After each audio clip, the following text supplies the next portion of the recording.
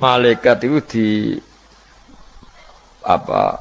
Malaikat itu kan yo duwe pikiran. Terus iblis yo duwe pikiran. Sing padha-padha pikiran niku ya rada bener iblis. Pikirane lho ya. Tapi nurute bener malaikat. Jadi umpama agama kanut pikiran ya bener iblis. Mergo cara berpikir iblis iku Adam ku sangka lemah, aku sangka api. Berarti keren aku. Nah cara pikirane malaikat wis ora mikir mbok mulya ndi dikongkon ya manut. Jadi agama ini sanad. Agama ini seorang lagi napa? Sanad. Sakjane cara tauhid ya keberatan, aku ana istilah Baitullah ya keberatan. Wong Baitullah maknane omahe Allah sing takok. Allah manggon wirdi ning Ka'bah. Jadi kita harus ngikuti ulama. Dikatakan Baitullah itu nama penghormatan. Sesuatu itu mulia, maka disebut Baitullah. Bukan berarti Allah nempat di situ. Mergo Allah ndak butuh napa? Tempat. Jadi itu kan jelimet, Mang. Lagi-lagi yang tahu itu ulama. Masjid ya dikatakan Baitullah. Lah nek misale iki masjidé pangeran, malah nek mbok manani lucu. Masjidé pangeran. Jadi iki tempat sujudé pangeran. Nah, kacau kae. Tapi berhubung wong ora paham alhamdulillah demun iki masjidé pangeran. Jajal maknani bahasa Arab. Iki masjidé pangeran, maknani terjemah. Iki tempat kacau. Baru kayak bodoh ora roh nek iku kacau. Jadi kacau. Ya mulane anut ulama. Jadi darani Baitullah apa dikatakan daleme Allah maknane apa idhofatut tasyrif. Napa idhofatut tasyrif maknane omah sing mulia sampai diistilahno daleme Allah. Kalau dalam ngaji-ngaji ulama itu agama ini dari awal unik. Allah melarang sujud kepada batu. Tapi kita sholat itu madhep Ka'bah. Kemudian juga ada batu. Makanya kita harus menanamkan bahwa semua sujud itu lillahi ta'ala. Dan soal ada arah, ya penting arah. Nggak mau arah madhep segoro kidul, repot. Jadi arah itu mau dipakai kesepakatan untuk menunjukkan kalau kita muslim, arahnya sujud itu ke Ka'bah. Tapi tetap sujud kita hanya lillahi ta'alanya karena Allah. Yahudi. Nabi nanti takut Yahudi, Muhammad nak langit bumi itu sebenarnya hancur pas kiamat. Terus manusia sing mati mulai ini Adam sementara tidak kok endi. Jadi nak takut ngono mirip so. Mirip Yahudi. Nak mirip Sugair apa? Nak mirip Ngamure. Jadi agama ini selalu disoal pakai akal. Jadi agama tanpa akal ya iso berdiri, tapi kalau terlalu bawa akal itu ya repot. Ya makanya tadi itu pentingnya riwayat. Seorang lagi pentingnya apa? Riwayat. Makanya coro Imam Malik itu enggak suka sama agama di logika itu enggak suka. Karena nanti orang yang punya logika terus merasa lebih punya otoritas terhadap apa? Agama. Yo sesuai ngono agama iku angel oleh nerangno sampean agama iku. Sampeyan saiki tak bedheki. Nabi Adam diusir kondi. Swarga. Terus swargane Nabi Adam saiki didakoni. Mergo swarga iku luase sak langit bumi. Lah nek iku saiki didakoni wong. Swarga lebih luas ketimbang langit. Kan enggak mungkin sesuatu yang luas diletakkan di yang sempit. So, akhirnya Mu'tazilah gak percaya anane swarga zaman Nabi Adam. Jadi swarga sing cerita Adam itu tidak sama dengan surga yang nanti arduhas samawati wal ard. Jare ahli sunnah ya sono. Lah ning di Isra'ah pokoke ono. Ya itu kan sama-sama terus diterusno wong debat. Ya sudah guys. Nak cara aku wis mlebu sik kok gampang nerangno nek wis bar roh. Secara teori kan gitu, ora roh kok nerangno sak usih. Bro. Ya sudah, sampeyan bu swarga wae lagi apa? Lagi nerangno. Pas aku nerangno kowe ra ning swarga, ya ora ketemu. Wis ngono enak nang cangkem elek ngono wis aku ben nerangno kowe ra ning kono. Ya wis akhire gak. Apa cocokan sampeyan? Aku tak nerangno swarga lah Sing kono ben nerangno neraka. Mergo roe neraka. Agama iku unik. Ya karena tadi apa ya? Dari awal agama ini di kaum yakilun, tapi akal yang berlebihan itu ya mengganggu agama. Ya sudah, makanya saya ulang lagi itu riwayat ya. Sebagian ini apa? Riwayat. Inna hadzal ilma dinun fangzuru amman ta'khuduna dinakum. Agama ini ilmu, kemudian kamu harus dari sanad yang benar, ya. Dari sanad yang apa? Dari sanad yang benar. Ya sudah seperti itu. Mana itu kalau setuju model kayak sholat sunat safar tidak harus madhep kiblat terus. Jadi agama ini sudah unik. Misalnya gini ya, sholat fardu kan wajib madhep kiblat, tapi ada sholat yang nggak usah madhep kiblat, yaitu sunat safar. Misalnya orang di pesawat gini-gini. Karena guling-gilingan, hakikatnya kiblat itu tidak fokus kita namun Allah Subhanahu wa Ta'ala. Jadi memang agama, tapi lagi-lagi itu butuh riwayat. Seorang lagi butuh riwayat. Kalau nggak pakai riwayat terus kok Abu Nawas kabeh. Karena tadi Amerika, saya ulang lagi Amerika, itu kalau dibor pas New York itu kena Ka'bah. Lah logikanya kalau arahnya pas itu kan bebas arah. Berarti orang Amerika oleh sholat bebas. Tidak bisa seperti itu, ya tetap anut konsensus ulama sana atau tradisi sana, kiblat itu ngambil arah mana. Karena dia pas. Ya bumi yang ada arah itu secara akal kan hanya rubuk 1/4. Makanya kalau kamu belajar falak itu ada rubuk. Lainnya itu sudah ada arah. Misalnya bumi bulat bola, yang sama atas dikatakan sama-sama di atas. Ya kadarnya hanya 1/4. Lainnya itu sudah dikatakan samping. Makanya seperti Denmark, itu ada daerah yang siang itu sampai 3 bulan, entah berapa siklus sekian puluh tahun. Ada yang lebih lama siangnya, sampai 18 jam. Kalau di Eropa kadang puasa itu sampai 18 jam. Ada yang selalu nggak kena matahari, kayak kutub utara, kutub selatan. Nah makanya kalau misalnya sholat itu ngikuti apa? Kalau ngikuti matahari orang kutub sholatnya hanya maghrib, isya, subuh. Gak wajib poso orang tahu ono rino misalnya. Ya tidak bisa seperti itu. Jadi kalau nuruti logika kan terus berdebat terus. Tapi kalau nuruti rasa sebagai hamba.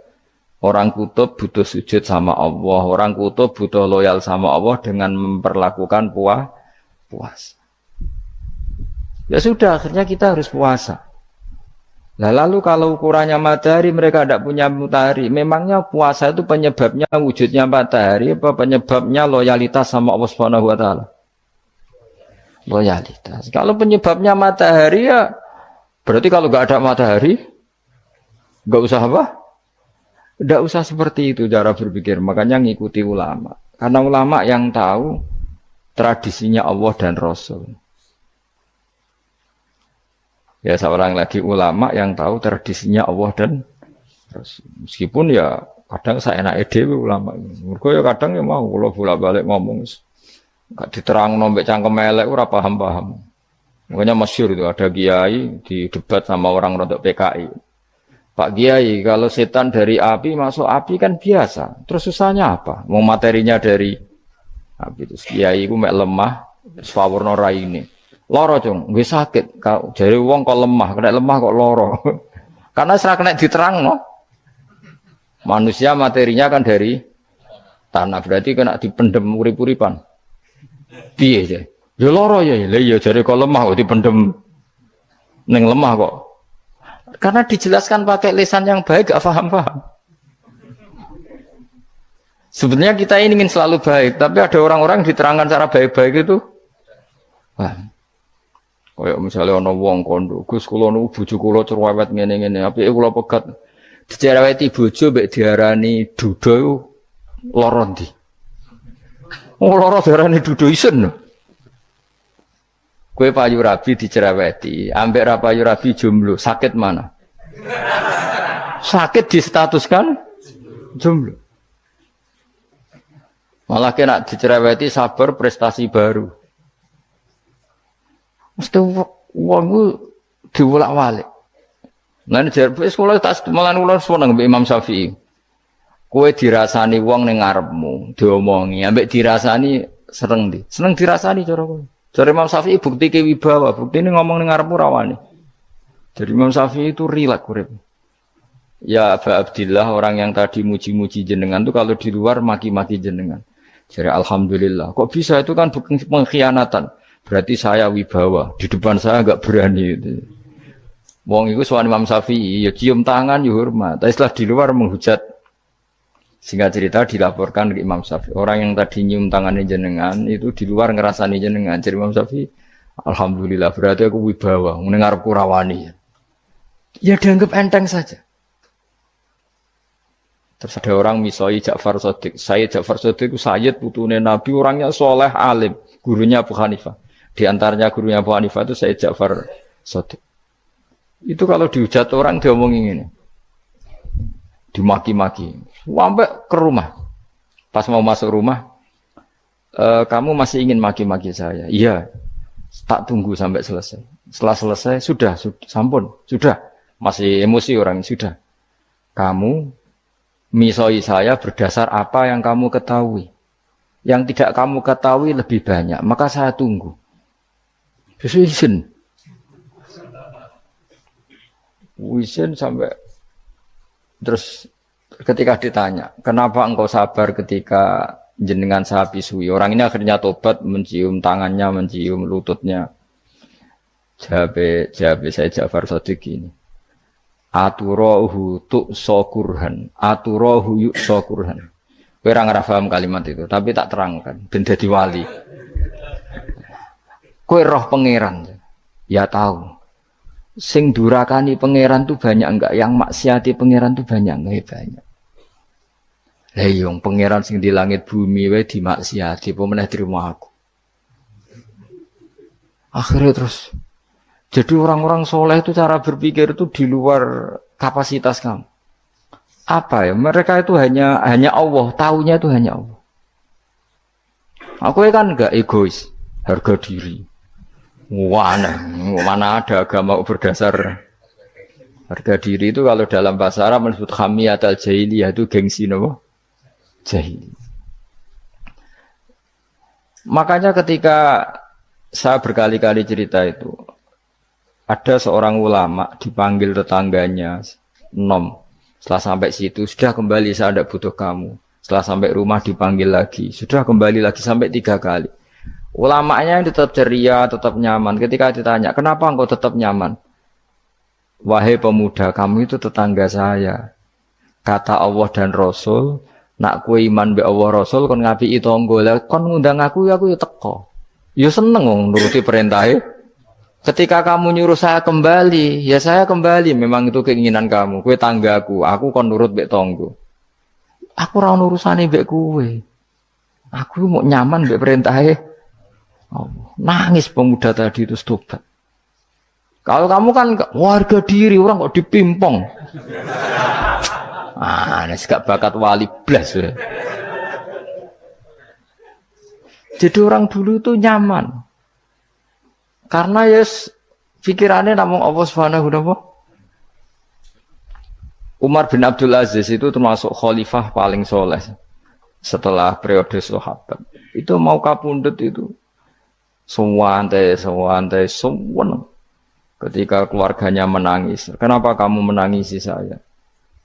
Ya karena engkau mau mati. Memangnya kalau mati mau kemana aja? Ila khairi madhubin ilaih, ke zat terbaik. Terus aku mbok kon urip awar kowe. Kowe gak jelas iso ngrumat aku ta ora. Nah Allah malah jelas. Saiki apik ndi urip mbek wong ora jelas sampai sing jelas. Ya wis kapundhut. Kowe kan gak mati ku wedi.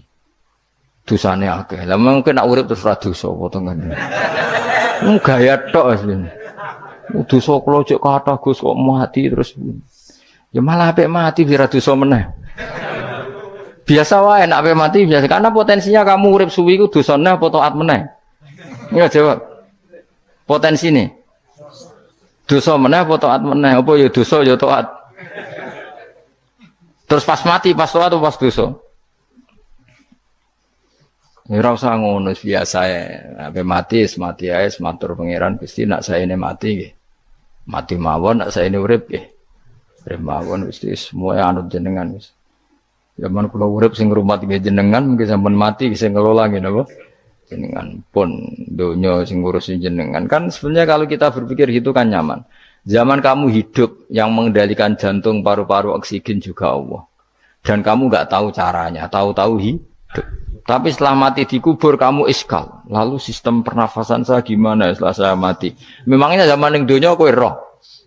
Oh karena ada oksigen. Nah, terus oksigen wujudnya karena apa kowe ya ora roh.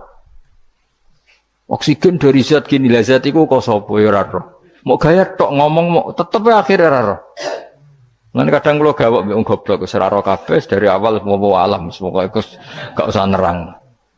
Nah, artinya gini, kalau zaman di dunia kamu tidak bisa mengelola diri kamu sendiri, juga sama setelah mati tidak bisa mengelola diri kamu sendiri. Semua itu al-amru biyadil, semua itu dalam kekuasaan Allah Subhanahu wa ta'ala. Ya sudah, alaihi tawakkaltu wa ilaihi unib. Ya sudah, kita pasrah saja dan kita hanya kembali kepada Allah Subhanahu wa ta'ala. Ya sudah, itu agama. Tapi nak bawa logika pakai akal. Wah itu orang mati itu sudah nggak bisa apa-apa, sudah jadi tanah gini-gini. Nah, masalah catekar rak yang ngerti, nah, jadi tanah itu tidak bisa apa-apa. Tapi masalahnya kita ini dikendalikan oleh zat yang bisa mengelola semua. Yaitu Nabi Adam diciptakan juga dari tanah. Ya sudah hanya berdasar riwayat itu yang kita akhirnya meyakini setelah kita mati juga bisa hidup lagi. Iki rasa khawatir, iblis itu ya dhaif, iblis ya lemah. Nyatane ya kowe tetep ngaji jalalan. Berarti ora sukses menyesatkan. Kodang di kowe iblis. Ya kodang sampean, kon ra ngaji tetep ngaji. Kon paham tetep ora paham. Berarti iblis itu enggak keren loh. Betul, saya setiap melihat orang sholat itu menyaksikan kekalahan apa? Iblis. Jadi iblis itu ya kalah orang kok hebat ya ora. Biasa mawon, ora usah sing hebat ya namung pangeran. Dari awal iblis wis menyerah ngadepi orang sing ikhlas. Ikhlas itu dimulai dari awal. Cara bahasa Inggris pokoknya hilir sampai hulu sampai hilir itu kudu ikhlas kabeh. Misalnya kita duit, yakin nek iku wae Allah. Sehingga kita ketika ngasihkan orang itu kamu enggak merasa itu milik kamu. Sehingga enggak gampang ngundat. Selagi itu kamu benar keduanya awalnya salah itu masih mungkin tidak ikhlas. Uang ini milik saya, tak kasihkan kamu dengan ikhlas. Kalimat milik saya ini menjadikan suatu saat kamu jadi undat-undat karena milik saya. Tapi kalau ikhlasnya dari depan, uang ini milik Allah, ilmunya bahak milik Allah. Terus tak kasihkan kamu juga hambanya. Dari awal kan merasa saya tidak punya apa-apa. Tapi selagi saya ikhlasnya hanya separuh. Ilmu saya tak kasihkan kamu karena Allah, berarti masih potensi enggak ikhlas ya. Jadi kalau ngelatih ikhlas itu harus dua-duanya. Kamu punya uang milik Allah, punya ilmu milik Allah, punya jabatan milik Allah, kemudian kamu kasihkan sesuai perintah Allah, itu lebih mudah ikhlas karena la haula wala quwata illa billah. Selagi masih separuh saja salah, itu potensi berikutnya juga ikut salah. Misalnya aku ngurmat yatim kok ikhlas, duitku tak kena. Kata duitku itu menjadikan suatu saat. Dulu tak rumat, saiki jebule lali aku. Tapi kalau alhamdulillah saya pernah digerakkan Allah ngurmat yatim dengan milik Allah juga. Sehingga kita sekedar pernah melakukan ketaatan ini senang. Enggak penting berikutnya anak yatim ini nanti peduli kita apa enggak, enggak penting. Yaitu ikhlas ya. Ikhlas itu sesuatu yang semuanya lillahi ta'ala ya, dan inna sholati wa nusuki wa mahyaya wa mamati lillahi rabbil alamin. Masyhur itu khilafnya ulama. Apakah malaikat itu termasuk umatnya Kanjeng Nabi Muhammad sallallahu alaihi wasallam? Ada ulama yang mengatakan cara pandang Nabi diutus itu untuk mensolehkan yang tidak soleh atau mensolehkan yang potensi tidak soleh. Kan orang itu ada dua, ada yang memang tidak soleh disolehkan. Ada yang potensi tidak soleh. Sebetulnya sudah soleh, tapi potensi juga tidak soleh. Terus disolehkan. Nah malaikat ini kan tidak berpotensi maksiat sehingga enggak butuh nabi. Seorang lagi malaikat itu kan enggak mungkin enggak soleh, selalu soleh. Berarti enggak butuh nabi. Itu cara pikiran Imam Suyuti sehingga dia mengatakan Quran itu memperingatkan semuanya kecuali malaikat karena malaikat tanpa diperingatkan sudah soleh. Tapi kata ulama yang lain tidak seperti itu. Malaikat tetap senang sebagai umatnya Rasulullah Shallallahu Alaihi Wasallam karena butuh status tasyrif. Tasyrif itu keren. Nanti takut itu melok kelompok isopo, melok kelompok Kanjeng Nabi Muhammad Shallallahu Alaihi Wasallam. Sehingga kalau nanti ditanya Allah, mimman anta misalnya, min ummati habibika Muhammad, itu keren. Kayak termasuk umatnya kekasihmu Nabi Muhammad Shallallahu Alaihi Wasallam. Lalu kamu ngikuti apa? Yo min ahsani kitabik, maksudnya ngikuti kitab terbaikmu ya Allah. Sehingga mereka ikut umatnya Nabi bukan karena disolehkan, tapi karena tasrif, satu kehormatan. Itu yang diikuti ulama. Tradisi kita ahli sunnah ngikuti yang pendapat itu. Ngikuti bahwa malaikat pun suka dikategorikan umatnya Kanjeng Nabi Muhammad Sallallahu Alaihi Wasallam karena nambahi tasyrif. Nambahi apa? Tasyrif. Masyhur itu Imam Suyuti dalam hal ini kita ngikuti ulama mayoritas, bukan ngikuti yang ini.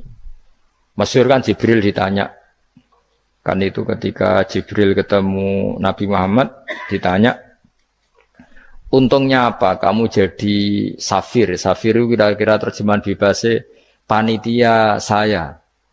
Jibril itu kan ya jauh dari langit turun bumi, dari langit itu kan jauh. Terus kamu untungnya apa? Karena Jibril itu tahu betul peristiwa yang pernah dilakukan Allah.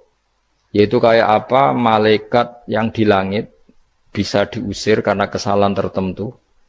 Malaikat yang sok suci kayak siapa itu Harut Marut juga dihinakan seperti itu.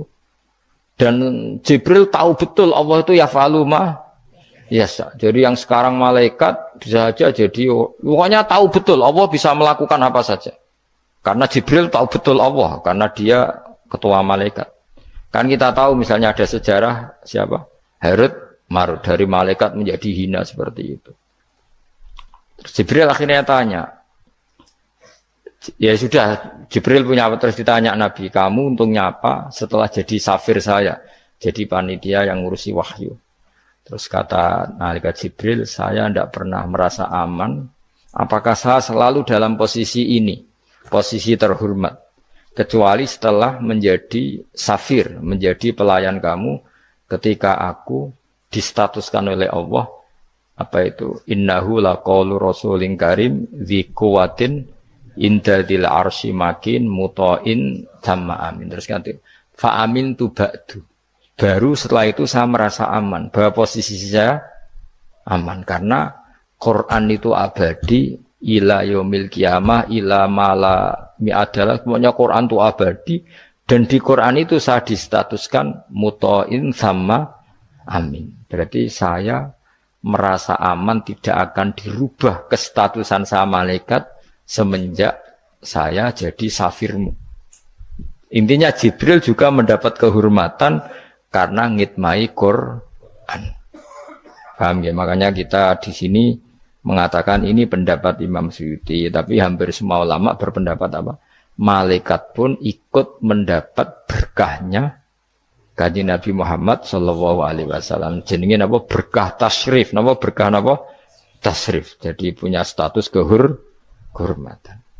Nah, yang dikatakan Imam Suyuti itu murni logika. Murni logika tadi, yang namanya Quran itu memberi peringatan supaya yang enggak soleh menjadi soleh. Dan malaikat tidak butuh itu karena sudah selalu soleh. Ya, jadi itu logika saja. Tapi kita berkeyakinan malaikat pun butuh, tapi untuk kehormatan.